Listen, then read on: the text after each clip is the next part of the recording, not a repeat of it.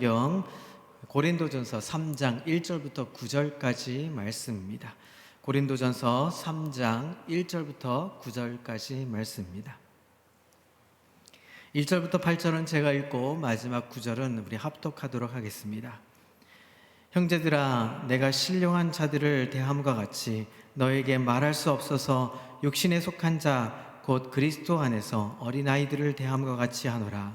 내가 너희를 젖으로 먹이고 밥으로 아니하였노니 이는 너희가 감당하지 못하였음이거니와 지금도 못하리라. 너희는 아직도 육신에 속한 자로다. 너희 가운데 시기와 분쟁이 있으니 어찌 육신에 속하여 사람을 따라 행함이 아니리요. 어떤 이는 말하되 나는 바울에게라 하고 다른 이는 나는 아볼로에게라 하니 너희가 육의 사람이 아니리요. 그런즉 아볼로는 무엇이며 바울은 무엇이냐?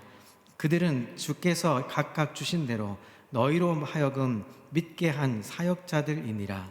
나는 심었고 아볼로는 물을 주었으되 오직 하나님께서 자라나게 하셨나니 그런즉 심는 이나 물 주는 이는 아무것도 아니로되 오직 자라게 하시는 이는 하나님뿐이니라. 심는 이와 물 주는 이는 한 가지이나 각각 자기가 일한 대로 자기의 상을 받으리라. 함께 읽습니다. 우리는 하나님의 동역자들이요 너희는 하나님의 밭이요 하나님의 집이니라. 아멘. 할렐루야. 오늘도 하나님의 은혜와 평강이 삶에 넘치시기를 그리스도의 이름으로 소망합니다. 5살짜리 아이와 7살짜리 아이가 엄마가 생일이 되었습니다. 그래서 선물을 마음속에서 엄마에게 좋은 선물을 하고 싶은 마음이 생겼습니다. 7살짜리 아이는 엄마를 생각하면서 꽃다발을 준비했습니다. 정성스럽게 꽃다발을 만들었습니다. 어린아이 손가락으로 이름을 써가면서 엄마 사랑해요 하면서 열심히 꽃을 만들어 꽃다발을 만들었습니다. 5살짜리 아이는 장난감을 샀습니다. 자기가 좋아하는 장난감이 엄마의 선물이 딱 좋은 선물이라고 생각해서 엄마에게 장난감을 선물해 줬다는 이야기가 있습니다. 여러분, 어떻게 보면 참 행복한, 엄마로서는 참 행복할 수 있는 이야기입니다. 그러나 이렇게 조금 돌아보면 7살짜리 아이와 5살짜리 아이는 분명히 다른 각도로 엄마에게 선물을 줬죠. 엄마가 좋아할 선물 꽃다발을 만들어 주었고, 아이가 좋아하는, 자신이 좋아하는 선물이 엄마에게도 딱 좋을 거라고 생각해서 선물했던 아이의 모습. 사랑하는 성도 여러분, 여러분들은 어떠십니까? 삶에서 내가 가장 좋아하는 것이 하나님께서도 좋아할 것이라고 생각하면서 우리는 그렇게 선물할 때가 종종 있지 않겠습니까? 오늘 이야기는 이런 미성숙한 이야기를 성경은 담고 있습니다. 미성숙하다, 약한 것과 미성숙한 것은 어찌 보면 같은 것 같지만 다른 이야기입니다. 문제는 언제까지 미성숙하느냐, 미숙아로 지내느냐의 차이죠. 모든 생명은 다 자라나야 합니다. 뭔가 생명이 튀어졌다 하는 것은 다 자라게 되어 있습니다. 자라지 못하는 것은 육신적인 것이든 영적인 것이든 다 기형적인 모습으로 발전할 수밖에 없습니다. 언제나 우유와 젖을 먹고 살 수는 없는 것이지요. 바울은 고린도 교회를 향해서 그들이 자라나야 한다라고 오늘 이야기합니다. 그들을 대하는 데 있어서 밥으로 대해 줘야 하는데 지금 어떻게 이야기하고 있냐면 저주로 대하고 있다라고 말합니다. 그들이 영적으로 자라지 못하고 어린아이 수준에 머물러 있음을 지적하고 있습니다. 그들이 성장해서 마땅히 밥을 먹고 성장해야 하는데 그들의 수준이 밥을 먹을 수준이 되어 있지 않아서 지금 안타까워하고 있는 상황입니다. 자라가지 못하고 있다는 것은 본인에게는 불행한 일일 수 있지만 지켜보는 부모 입장에서는 어떡할까요? 아마 부모 입장에서는 답답하고 안타까워할 수밖에 없는 이야기입니다. 햇빛을 보지 못하고 늘 그늘에서 자라나는 나무는 어떻습니까? 눈에 보이지는 않아도 생명을 공급받지 못해서 점점 시들어 죽어갑니다. 그리고 시간이 지나면 분명 그 나무는 죽습니다. 자라나지 못한다는 것은 결국 죽음에 이른다 하는 것과 같은 맥락입니다. 육신뿐만 아니라 나의 영적 믿음도 생명도 자라나야 합니다. 그래서 얕은 개울가에서만 머무르지 않고 깊은 영적인 바다에서 우리는 헤엄치기를 주님은 바라고 계시는 것입니다. 여러분, 깊은 심연의 바다에서 지금 내가 알지 못하고 있지만 그 깊은 심연의 내면에서 들여다보면 아마 더 좋은 영적인 보화들이 숨겨져 있는 것을 볼 수가 있는 것이죠. 지금 내 눈에 보이지 않다 할지라도 그것이 존재하지 않는다라고 말할 수 있겠습니까? 그렇지 않은 것이지요. 자라고 성숙해져서 어른이 되어야만 볼 수 있는 것이 있습니다. 어린아이 때는 볼 수 없는 것, 그 세계가 어른이 되면 보여지는 성숙한 단계의 세계가 펼쳐지죠. 영적인 세계도 마찬가지입니다. 분명 어린아이의 수준에서 알지 못했던 세계가 성숙해서 어른의 모습으로 보게 된다면 더 깊은 것을 보게 되는 것이죠. 그것이 생명이 있는 것이라면 분명히 다 자라가야 한다는 것을 설명하는 것입니다. 사랑하는 성도 여러분, 우리 자신을 한번 돌아보십시오.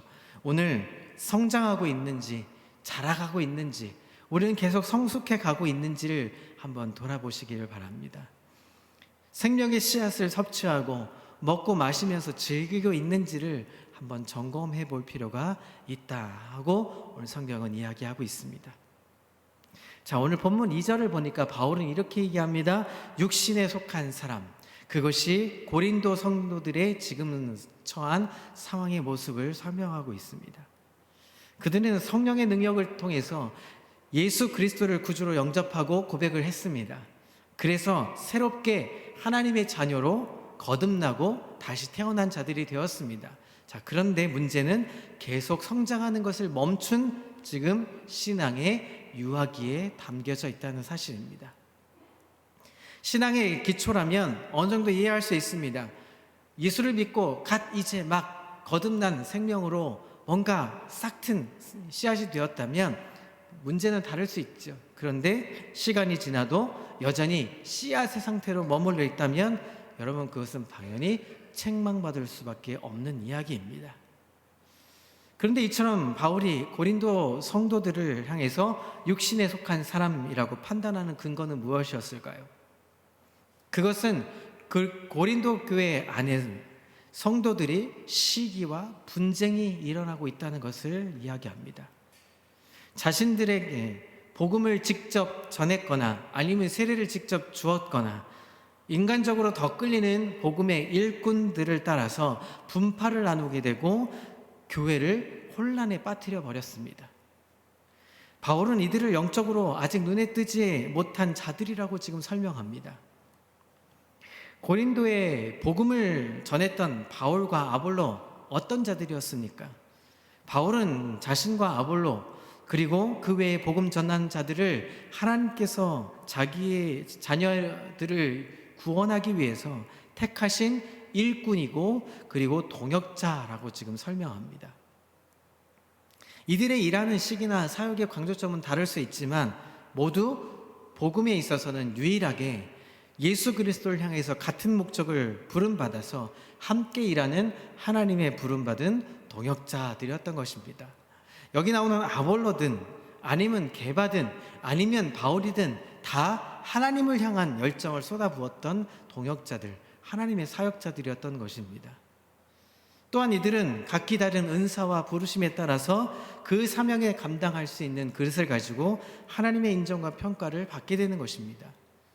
자, 이와 같은 복음을 전하는 자들이나 복음을 받는 자들은 우리가 각자가 동일한 하나님의 소유임을 기억하고 같은 마음을 품어서 복음 안에서 하나가 되는 하나님의 동역자들, 하나님의 일꾼, 하나님의 밭, 하나님의 집으로서의 우리는 그 일들을 감당해야 하는 것입니다.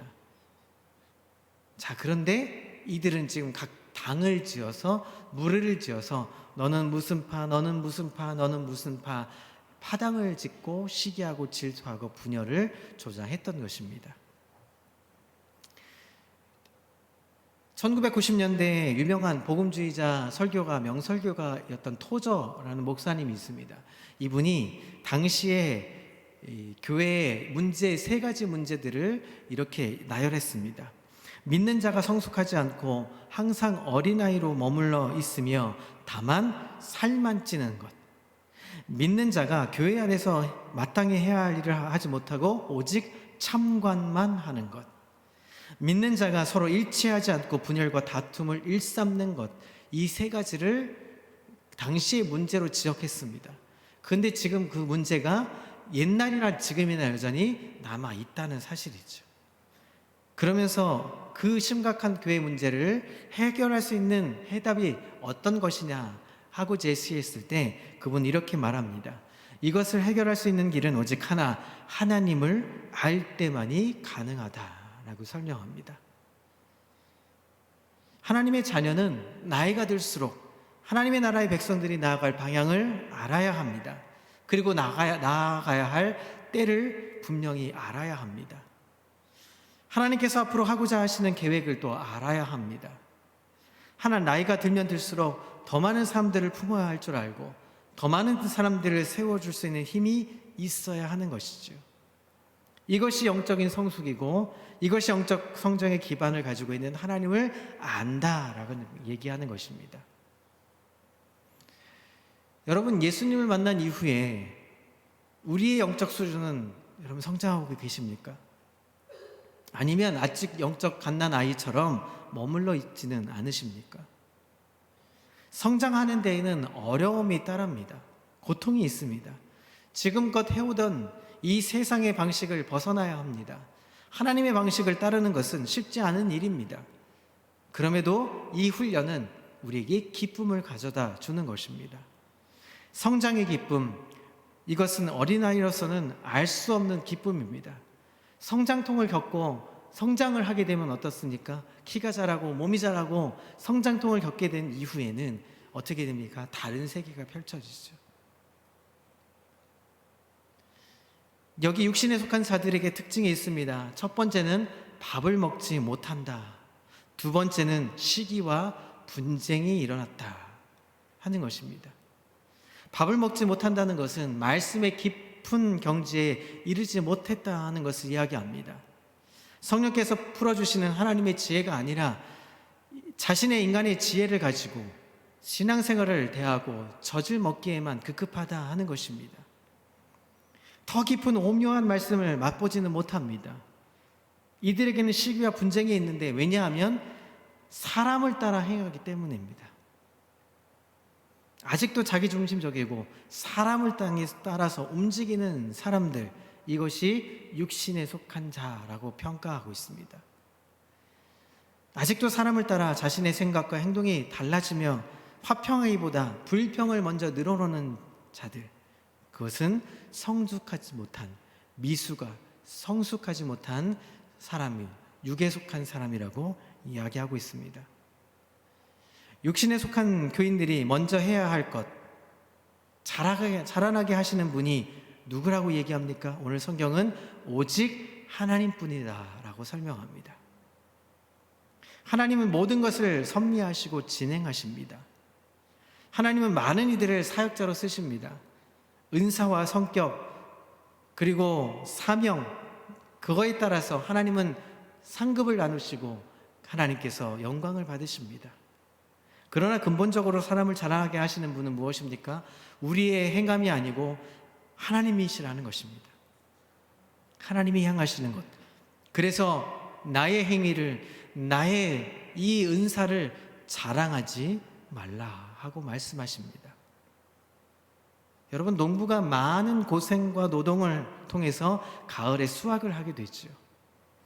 그러나 먼저 햇빛을 주어 자라게 하시는 하나님의 은혜가 없으면 아름다운 수확의 결실을 맺지 못하는 것입니다. 하나님께서 자라게 하시지 않는다면 우리의 모든 사역은 물거품이 되어버리고 마는 것입니다.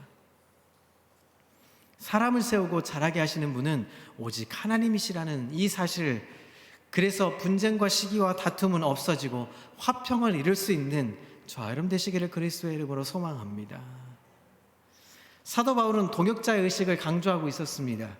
동역을 하려면 마음이 맞아야 하고 서로를 배려해 줘야 한다는 것이죠. 하나님은 우리와 동역하기를 원하시며 다른 성도들과도 동역하시기를 원하고 계십니다. 육신에 속한 자를 동역자로 삼고 계십니다. 왜냐하면 9절에 보니까 우리는 하나님의 동역자들이요 너희는 하나님의 밭이요 하나님의 집이라고 그것을 알았기 때문입니다. 육신에 속하여서 아직 미숙하고 자주 싸우고 그러고 살고 있지만 그들도 또한 하나님의 열매를 기대하는 하나님의 밭이고 하나님이 거하시는 집이기 때문에 그들과 어떻게 합니까? 동역자로 삼아야 한다는 것입니다. 고린도 교회를 세운 이는 바울도 아닙니다. 아볼로도 아닙니다. 누가 세우셨습니까? 하나님이 세우셨습니다. 평강교회는 누가 세우셨습니까? 하나님이 세우셨습니다. 이주영 목사님을 통해서 우리 성도들과 함께 강북구 한천로에 하나님이 이 땅에 평강교회를 세우신 것입니다. 이 땅을 맡으라고, 이 지역을 맡으라고 하나님이 세우신 것이죠. 이 하나님의 높임을 받지 못하면 그 안에서 분열이 생길 수밖에 없는 것입니다. 하나님이 높임을 받지 못할 때 어느덧 인간들에게 익숙한 경쟁이 싹트게 되어지고 그 안에서 분열과 시기가 나타나게 되는 것입니다. 그래서 결론적으로 경쟁심으로 분열된 고린도 교인들에게 바울은 이렇게 이야기합니다. 16절과 17절을 한번 띄워주시죠. 우리 함께 합독하겠습니다. 천천히 읽겠습니다. 시작. 너희는 너희가 하나님의 성전인 것과 하나님의 성령이 너희 안에 계시는 것을 알지 못하느냐? 누구든지 하나님의 성전을 더럽히면 하나님이 그 사람을 멸하시리라. 하나님의 성전은 거룩하니 너희도 그러하니라. 아멘. 사실 여기서 나오는 하나님의 성전은 고린도 교인의 개개인을 이야기하지 않는 것입니다. 바로 고린도 교회 전체가 하나님의 성전을 뜻하고 있습니다. 고린도 교회 전체가 하나님의 성전인데 이 하나님의 성전에서 해야 할 일은 무엇입니까? 하나님을 높이는 일입니다. 만일 하나님을 높이는 일이 이루어지지 않으면 경쟁사회 안에 있었던 고린도 교회는 바로 분열되기 시작했던 것입니다. 우리 인간은 이미 경쟁하려는 순간 참 자신의 모습이 아니라 다른 모습으로 변질됩니다. 내가 아닌 꾸며낸 다른 모습이 드러납니다. 나를 속이고 다른 것을 보여지게 드러내게 되는 것입니다. 그래서 사도 바울은 이 고린도서 3장 7절에 같이 구원받은 사람에게는 은혜와 그를 아는 지식에서 자라가도록 성경은 말씀하고 있는 것입니다. 이 말씀에는 두 가지가 우리가 생각해 볼 것이 있습니다. 첫 번째로는 왜 성장해야 하는가? 왜 우리가 하나님의 성전인 우리 모습이 왜 성장해야 하는가? 두 번째는 성장하기 위해서는 그러면 어떻게 해야 하는가? 성경은 그렇게 이야기합니다. 자, 우리는 성장하기 위해서 어떻게 해야 할까요? 베드로후서 3장 18절에는 이렇게 이야기합니다. 우리 노란색 부분만 함께 읽습니다. 시작. 오직 우리 주 곧 구주 예수 그리스도의 은혜와 그를 아는 지식에서 자라가라. 성장하기 위해서 무엇을 해야 합니까? 첫 번째로 그리스도 안에서 있어야 한다는 것입니다. 우리가 성장하려면 첫 번째 그 무엇과도 바꿀 수 없는 그리스도 안에서 우리가 있어야 한다는 것입니다. 내 안에 그리스도가 있고 그리스도가 내 안에 계시면 함께 우리는 자라날 수 있는 것이죠. 다시 말하면 그리스도의 은혜를 우리가 알아야 한다는 것입니다. 그 다음에 두 번째로 하는 것은 그를 아는 지식에서 자라가야 한다는 것입니다. 그를 아는 지식, 그리스도를 아는 지식을 자라하기 위해서는 무엇을 해야 합니까? 어떻게 합니까? 첫 번째로 도의 초보를 벗어나야 합니다. 바꿔 말하면 이런 것입니다. 구원받는 것 하나만으로 만족하지 말고 주저앉아 있지 말라는 것입니다. 그것이 히브리서 6장 1절과 2절에 이렇게 이야기합니다. 1절과 2절 우리 천천히 합독하겠습니다. 자, 그러므로 시작. 그러므로 우리가 그리스도의 도의 초보를 버리고 죽은 행실을 회개함과 하나님께 대한 신앙과 세례들과 안수와 죽은 자의 부활과 영원한 심판에 관한 교훈의 털을 다시 닦지 말고 완전한 대로 나아갈지니라. 하나님께서는 이 복음의 초보에서 머물러 있으면서 구원받는 것만, 이 한 가지만 가지고 스스로를 위로하고 그것만으로 기뻐하지 말라, 그것이 성숙하지 못한 것이다 말합니다. 여러분, 구원은 완성이 아닙니다. 우리가 구원받았다 할 때 그것이 완성되는 것이 아닙니다. 하나님과의 관계가 시작되었던 것입니다. 구원받았다 하는 것은 우리의 관계가, 하나님 관계가 다시금 얽혀져서 연결되어서 하나님께 나아갈 수 있는 시작이 되었다 하는 것과 같은 이야기입니다. 그런데 사람들은 구원받으면 됐지라고 이야기합니다. 뭘 더 많이 해야 해? 더 많이 굳이 성장해야 돼? 구원받은 것으로 우리는 하나님의 백성이 되었잖아. 하나님의 자녀가 되었잖아. 굳이 애쓸 필요가 있어? 라고 말하는 사람들이 있죠. 자기 만족에 머물러 살아가는 육에 속한 사람들, 유아적인 태도로 미숙한 사람들이 될 것입니다. 따라서 우리가 자라기 위해서 해야 할 일은 도의 초보에서 벗어나는 일입니다. 그러면서 고린도전서 3장 7절에 이렇게 말합니다. 그런즉 심는 이나 물 주는 이는 아무것도 아니로되 오직 자라게 하시는 이는 누구이십니까? 하나님이시라 라고 말씀합니다. 여러분이 사람이 씨를 뿌리고 물을 주었다, 그것이 자라나는 것이 아닙니다. 저는 똥손입니다. 이 똥손이라는 의미를 아시죠? 저는 화초를 키울 수 없는 자격의 사람입니다.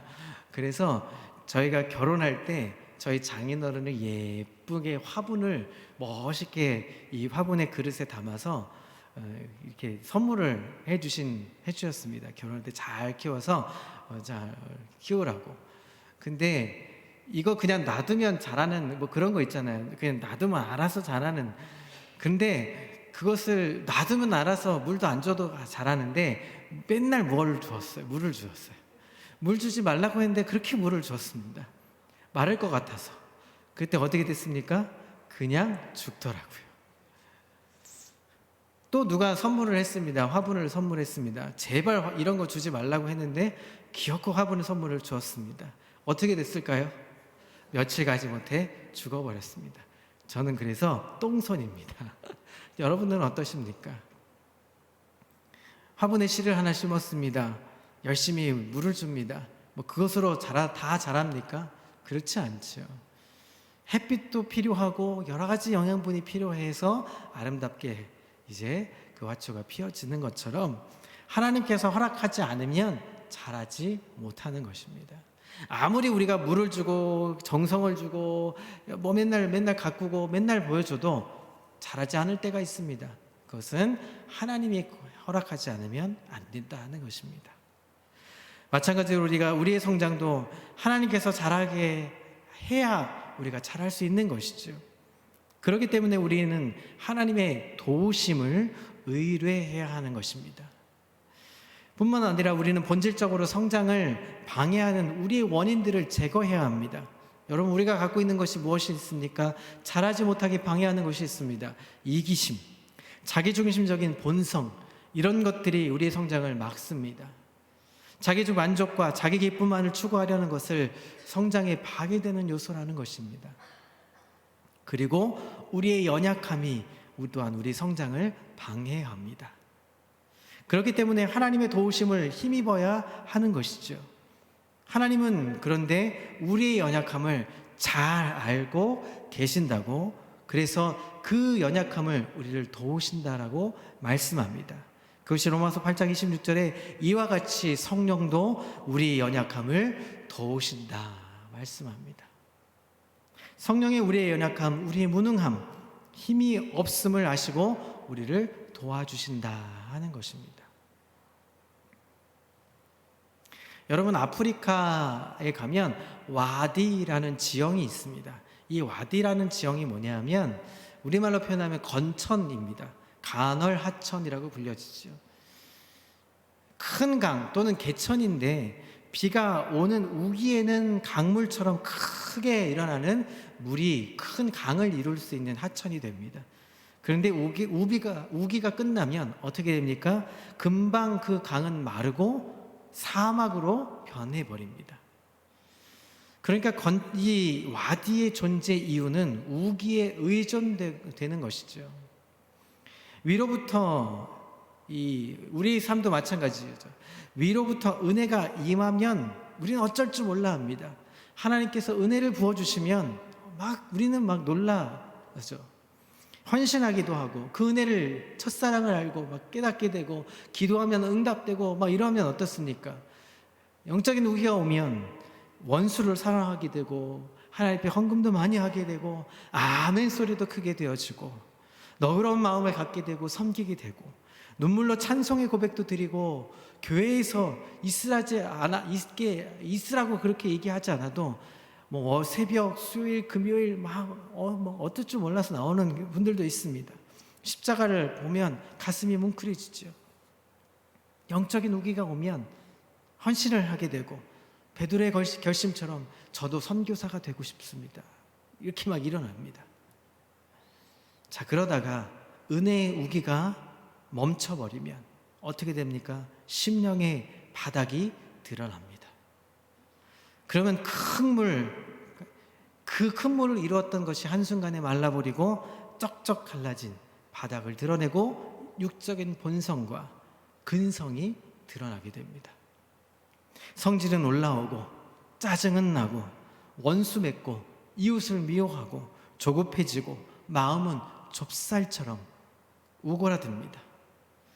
예배가 짐이 되고 헌금은 아깝고 헌신은 유치하게 느껴지고 걱정이 충만하게 됩니다. 그러다가 또 비가 내리면 어떻습니까? 다시 물이 차면 어떻습니까? 할렐루야 기뻐하면서 찬송 부르고 기도의 자리 나가고 언제 그랬냐는 듯이 다시 춤을 춥니다. 그러다가 다시 멈춰버리면 은혜의 비가 멈춰버리면 은혜가 쩍쩍 우리 심령이 갈라집니다. 악순환이 되는 거죠.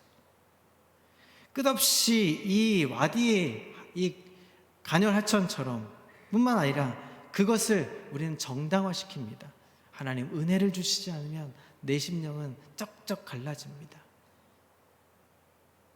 자신을 위로하지만 어쩔 수 없는 이 바닥은 신앙생활을 무미건조하게 만들고 타성해졌게 하고 위선의 십자가를 지게 만들어버립니다.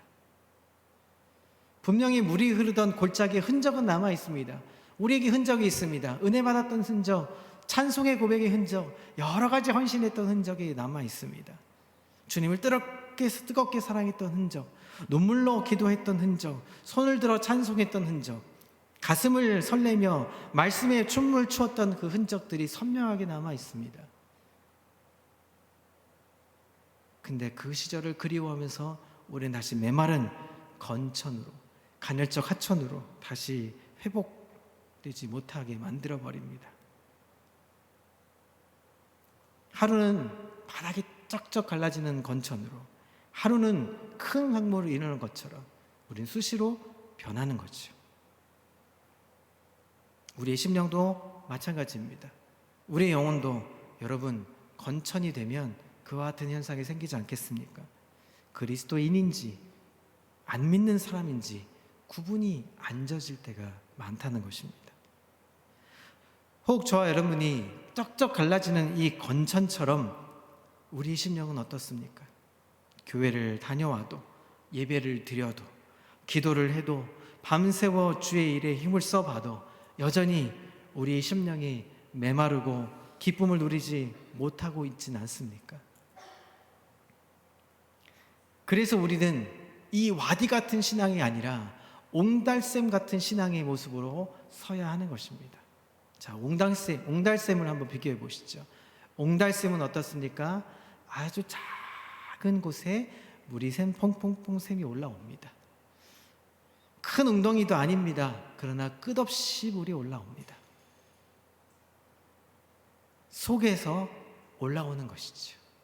내면에서 올라옵니다. 밖에서 흘러서 들어오는 것이 아니라 안에서 흘러나옵니다. 다시 말하면 충만함의 근거가 우기에 의존하지 않는다는 것입니다. 내면에 존재하는 한 예수 그리스도에게 있다는 것입니다.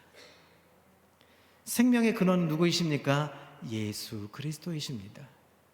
주님이 우리의 생수이십니다. 주님과 끝없이 교제하면 끝없이 생수가 올라옵니다. 마르지 않습니다. 주님이 아닌 것으로 하면 어떻습니까? 마른 건천이 됩니다. 그러나 주님이 함께 하시면 어떻습니까? 우리 속에서 끝없는 생수의 강이 흘러넘칩니다. 그래서 우리가 아까 찬송의 고백을 했죠. 생수의 강이 내게 흘러넘치네. 저는 자가 없고 눈먼 자 보게 되고 갇힌 자 푸시는 그 생수의 강이 우리에게 흘러넘칩니다. 매일매일 고백할 수 있는 것이죠. 수많은 신앙의 위인들 어떻습니까? 감옥에서, 독방에서, 오지에서, 교회도 없이, 책도 없이, 부흥회도 없고, 목회자도 없습니다. 기도원에서 충만하게 불러 찬송하며 고백하며 기도할 곳도 없습니다. 그런데 어떻습니까? 그들은 어디에서든지 샘솟듯 일어나는 하나님의 역사를 경험케 했습니다.